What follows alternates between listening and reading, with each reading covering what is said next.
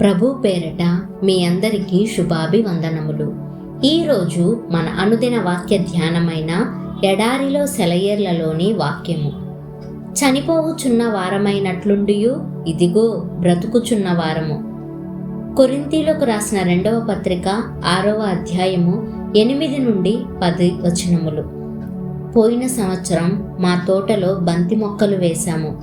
ఆ మొక్కలు మా తోట హద్దులు దాటి బయటకు మొలిచాయి. వాటన్నింటికీ పూలు పూసినప్పుడు ఎంత బాగుందో. ఆలస్యంగా వాటిని నాటాం. కొన్ని పూలు ఇంకా కళకళలాడుతూ ఉంటే కొన్ని పూలు అప్పుడే వాడిపోయి ఎండిపోవడం మొదలుపెట్టాయి.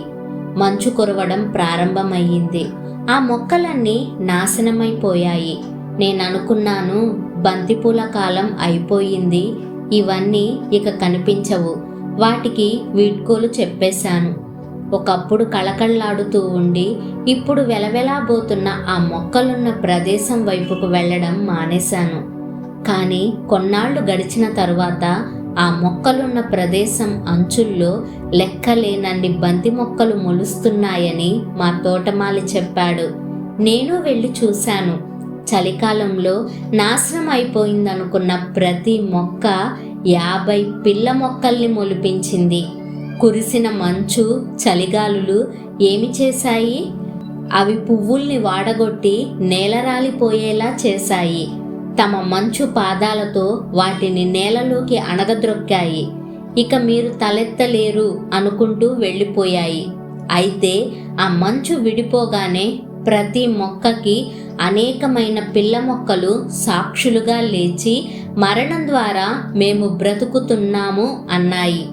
దేవుని రాజ్యంలో కూడా ఇంతే. మరణం మూలంగా నిత్య జీవం వస్తుంది. శిలువ శ్రమలు, సమాధి మూలంగా సింహాసనం, నిత్యమైన పరలోకపు మహిమ వచ్చాయి. ఓటమి వల్ల విజయం కలిగింది.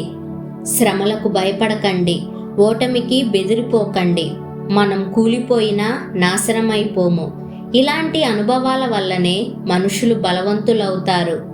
అయితే కనిపించే విషయాలకు లొంగిపోయి లోకం వెంట వెళ్ళేవాళ్ళు వెంటనే వికసించి క్షణమాత్రం వైభవంతో కనబడతారు.